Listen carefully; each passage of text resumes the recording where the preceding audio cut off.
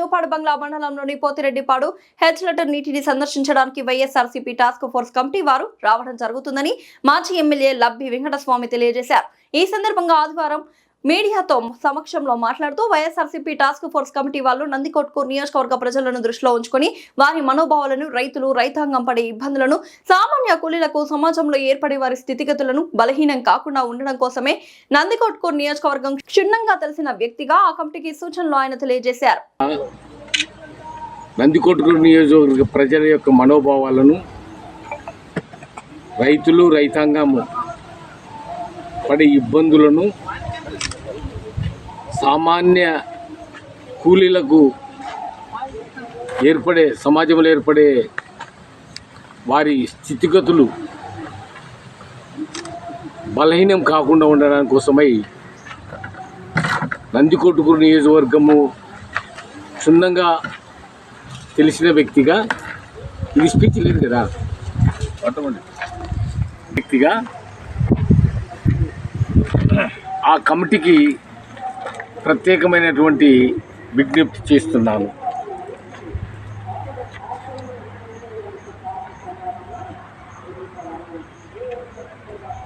First,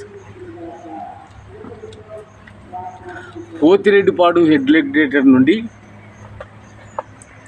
841 అడుగుల నుండి మనం డ్రా చేసుకోవడానికి ఆస్కారం ఉంది. రాయలసీమ ఎత్తిపోతల పథకం కూడా సేమ్ 841 అడుగుల నుండి డ్రా చేయడానికి కూడా వెసులుబడుతున్నాము. కానీ ఇంటర్ స్టేట్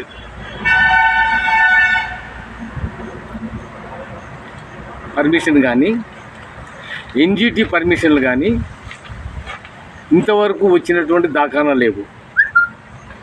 ఈ ఎన్డీఏ ప్రభుత్వం కానీ వైఎస్ఆర్ సిపిలో చేసినటువంటి ప్రతిపాదనను త్వరితగతిన అడ్డంకులన్నిటినీ తొలగించి రాయలసీమ ప్రాంతానికి కొంతమేర, ప్రధానంగా ఆ నీటిని నెల్లూరుకు తరలించడానికి ప్రధానమైనటువంటి అవకాశం. నేను ఎందుకు చెప్తున్నానంటే, మనకు రాయలసీమ ప్రాంతంలో, రాయలసీమ పరివాహక ప్రాంతమైనటువంటి కృష్ణ, నందికొట్కూరు నియోజకవర్గం కానీ, ఆత్మకూరు నియోజకవర్గం కానీ, కృష్ణ పరివాహక ప్రాంతం ఎక్కడ కూడా కృష్ణా నీటిని వినియోగించుకున్నటువంటి దాఖలాలు లేవు. ఇన్ని ప్రాజెక్టులు కట్టినా ఈ ప్రాంత రైతాంగం కానీ, ఈ ప్రాంత ప్రజలకు కానీ ఆ నీటి యొక్క లభ్యతతో పాటు సౌలభ్యత కూడా, వాళ్ళ జీవన ప్రమాణాలు కూడా మెరుగుపడినటువంటి సందర్భాలు ఉన్నాయి. ఎందుకు ఈ మాట చెప్తున్నానంటే, పోతిరెడ్డిపాడు హెడ్ లెగ్యులేటర్ ద్వారా 841 టీఎంసీ అడుగులకు మనం డ్రా చేస్తున్నప్పుడు కీర్తిశేషులు డాక్టర్ వైఎస్ రాజశేఖర రెడ్డి గారు 44,000 క్యూసిక్లు డ్రా చేసినప్పుడు, పర్మిషన్ ఇచ్చినప్పుడు, డీప్ కట్ ఏదైతే ఉందో 12 కిలోమీటర్ల డీప్ కట్ ఏదైతే ఉందో, ఆ డీప్ కట్ వలన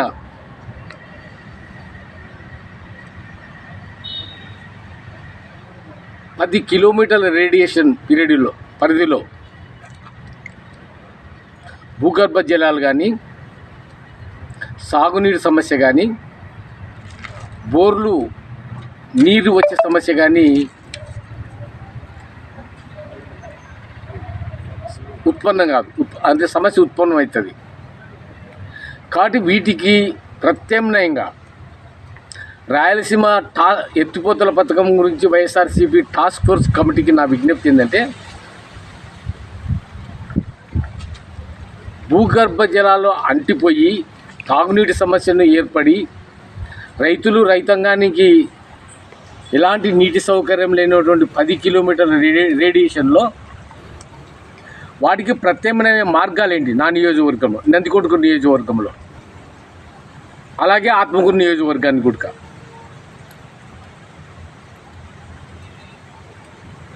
ప్రత్యామ్నాయ మార్గంలో మీ దగ్గర ఏమన్నా సలహాలు కానీ సూచనలు కానీ ఉన్నాయా? నా డిమాండ్ ఏదైతే 80,000 క్యూసిక్లకు రాయలసీమ ఎత్తిపోతల పథకం ద్వారా డ్రా చేయాలని ప్రతిపాదించిండ్రో ఆ మొదటి భాగము రైతాంగము లిఫ్ట్ ఇరిగేషన్లు ఇచ్చే ప్రతిపాదన ప్రభుత్వము ఎలాంటి అడ్డంకులు ఏర్పరచకుండా ఆ నీటిని సద్వినియోగం చేసుకునే విధంగా నందికొట్కూరు నియోజకవర్గ ప్రజలకు ఆత్మకూరు నియోజకవర్గ ప్రజలకు ప్రభుత్వము స్పష్టమైనటువంటి హామీ ఇవ్వాలి.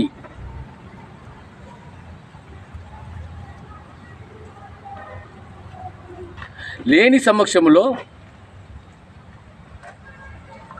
ప్రభుత్వము నిబంధనలుగా చేర్చినప్పుడు ఇక్కడ ఈ నియోజకవర్గము రాజకీయ నాయకులు కానీ ప్రజాప్రతినిధులు కానీ రైతాంగ సమస్యలపైన కానీ కార్మికులు కానీ కార్మిక సంఘాలు కానీ రైతుల పట్ల ఈ ప్రాంతం పట్ల ఉన్న మమకారం కొన్ని ప్రజా సంఘాలు ఏకమై ఉద్యమం చేస్తే వారికి లాఠీ చార్జీ జరగడం కాకుండా వారిపైన కేసులు పెట్టుకోవడం కాకుండా అన్నమో రామచంద్ర అన్నటువంటి పరిస్థితి మేము చవి చూసాము. ప్రభుత్వము ఇంటర్ స్టేట్ పర్మిషన్ అప్పుడే ఈ ప్రాంత రైతులు కానీ రైతు కూలీలు కానీ బడుగు బలహీన వర్గాలకు సంబంధించిన భూములు కానీ అసైన్డ్ భూములు కానీ కోల్పోయినటువంటి రైతాంగానికి ఇలాంటి వెసులుబాటుతనం వస్తే ఇక్కడ జీవన ప్రమాణాలు పెరగడానికి ఆస్కారం ఉంటుందని డిమాండ్ చేస్తున్నాను.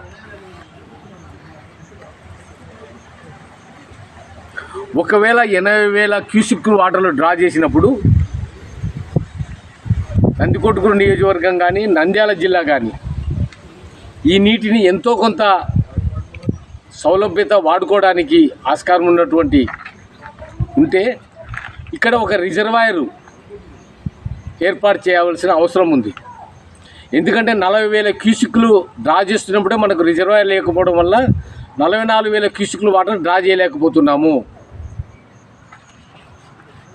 ఎస్ఆర్బీసీ ద్వారా కానీ తెలుగంగ కానీ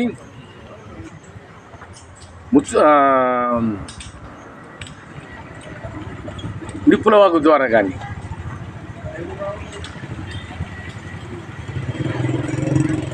44,000 క్యూసిక్ వాటర్ను డ్రా చేయలేని దుస్థితి. ఎందుకంటే డీపనింగ్ లేదు, వెడల్పులు లేవు కాలువలు. అలాంటప్పుడు 80,000 క్యూసిక్ వాటర్లు డ్రా చేయాలని ప్రతిపాదన చేసినప్పుడు ఆ ప్రతిపాదనతో పాటు ఈ జిల్లా వాసులు రాజకీయ నాయకులు అందరు కలిసి ప్రభుత్వం దగ్గర ఒక రిజర్వాయర్ అబ్దుల్లాపురం దగ్గర రిజర్వాయర్కు అనుకూలత ఉందా లేక మాధవరం దగ్గర అనుకూలత ఉందా గమనించి ఈ రిజర్వాయర్ను కూడా చేస్తే అప్పుడు ఈ ప్రాంత రైతాంగము ఈ ప్రాంతంలో ఉన్నటువంటి రైతు కూలీలు అందరు కూడా సుభిక్షంగా జీవించడానికి వలసలు పోకుండా ఇదే ప్రాంతంలో వాళ్ళు ఉండడానికి ఆస్కారం ఉంటుందని కూడా నా విజ్ఞప్తి. 2, నందికొట్కూరు నియోజకవర్గానికి ప్రధానమైనటువంటి ముచ్చుమర్రి లిఫ్ట్ ఇరిగేషను యాక్చువల్గా కేసికినాలే ప్రధానమైనటువంటి ప్రాణవాయువు మా రైతులకు కానీ రైతు కూలీలకు కానీ.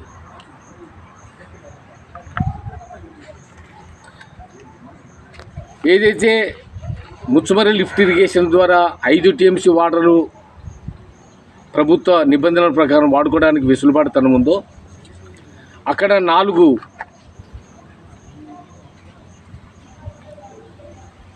పంపుల ద్వారా 1000 క్యూసిక్లు, అలాగే మలయాళ లిఫ్ట్ ఇరిగేషన్ ద్వారా 2 పంపులు, అక్కడి నుండి ఒక 600 డ్రా చేసి 1600 క్యూసిక్ వాటర్ను అక్కడి నుండి నిరంతరము మనము చేయగలిగితే ఈ లిఫ్ట్ ఇరిగేషను ద్వారా ఈ నందికొట్కూరు నియోజకవర్గ రైతాంగం అంతా కూడా సుభిక్షంగా జీవిస్తారనేది కూడా ఒక డిమాండ్. అలాగే ఈ ప్రతిపాదనలన్నిటి కూడా మేము స్వయంగా ప్రభుత్వం దగ్గర, ప్రభుత్వ అధికారుల దగ్గర మాకు ఎదురుపడినటువంటి సమస్యలు, మలయాళ లిఫ్ట్ ఇరిగేషన్లో మేము పర్మిషన్, మా రైతాంగం కానీ రైతులు కానీ ఎంతో భూమి కోల్పోయినారు. కానీ అప్పుడు నేను ఎమ్మెల్యేగా ఉండి కూడా ఒక స్లూయిసు బ్రాహ్మణ కొట్టుకూరు దగ్గర డిమాండ్ చేస్తే కూడా ఆ రోజు ఉన్నటువంటి అధికారులు అంటే బ్యూరోక్రసీ కానీ ప్రభుత్వంలో ఉన్నటువంటి పెద్దలు కానీ ఎగువ ప్రాంతంలో ఉన్న వాళ్ళే వాటర్ అంతా డ్రా చేస్తే కింది ప్రాంతానికి ఎక్కడ పోవాలి, ఎప్పుడు పోతాయని దాన్ని చేసినప్పుడు, ఎందుకంటే మొదట మా రాజకీయ నాయకులు కానీ మా వాళ్ళు డిమాండ్ చేయకపోవడము, ఆ ప్రతిపాదనలు పెట్టకపోవడంతో మా రైతులు ఇప్పుడు కూడా హెచ్ఎన్ఎస్ నుండి కుప్పకు నీళ్లు పోతున్నాయి. కానీ నందికొట్కూరు నియోజకవర్గానికి తాగునీరు కానీ సాగునీరు కానీ ఉపయోగం లేనటువంటి హెచ్ఎన్ఎస్ ప్రాజెక్టు. దానిని గమనించి ఈ డిమాండ్లను వైఎస్ఆర్సీపీ టాస్క్ ఫోర్స్కు వాళ్ళ వైఖరి,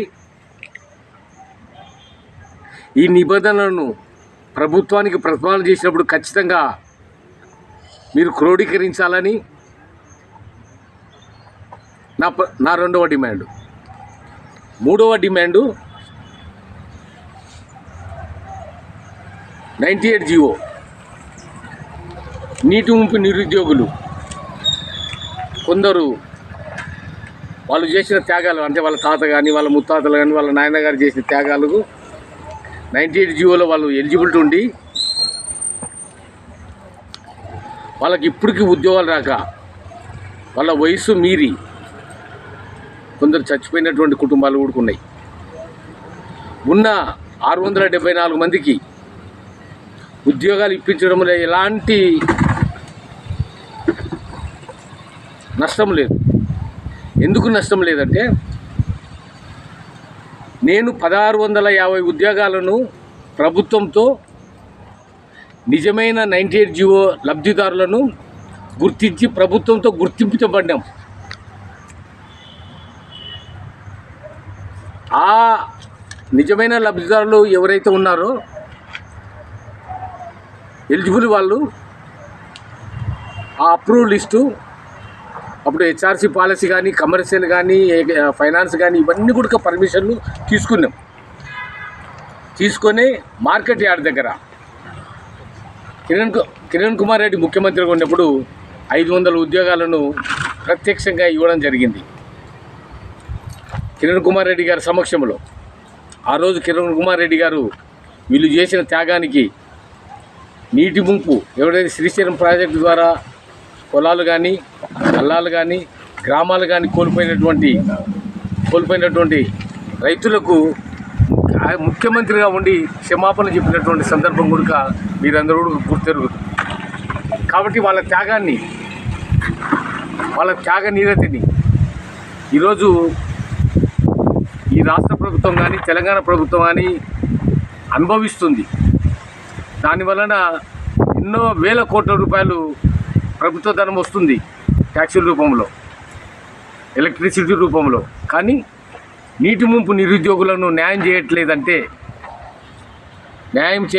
మీరు వాళ్ళకి ఇంతవరకు న్యాయం చేయలేదంటే ఎవరినైనా ప్రభుత్వంలో ఉన్న వాళ్ళని కానీ ప్రభుత్వ అధికారులను కానీ ఈ ప్రాంత వాసులు నష్టపోయిన వాళ్ళు ఎలాగా విశ్వసిస్తారు అనేది కూడా నా ప్రధానమైన డిమాండ్. కాబట్టి 674 మంది ఎవరైతే నిజమైన లబ్ధిదారులు ఉన్నారో వాళ్ళు 150 రోజుల నుండి నిరాహార దీక్ష చేస్తున్న ఈ ప్రాంత ప్రజాప్రతినిధులు కానీ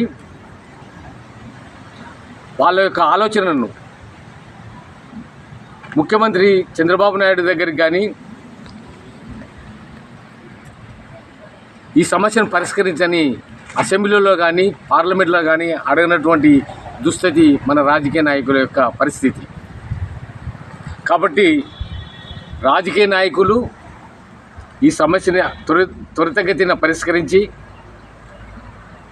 సావుకు దగ్గర ఉన్నటువంటి ఆ కుటుంబాలను ఆదుకోవాలని, ఆర్థికంగా ఇబ్బంది పడుతున్నారు, ఆర్థిక స్థితిగతులు మెరుగుపడడం కోసము ఆ కుటుంబాలను ఆదుకొని వాళ్ళ త్యాగనిరతిని మీరు గమనించాలని కూడా ఈ సందర్భంగా డిమాండ్ చేస్తున్నారు.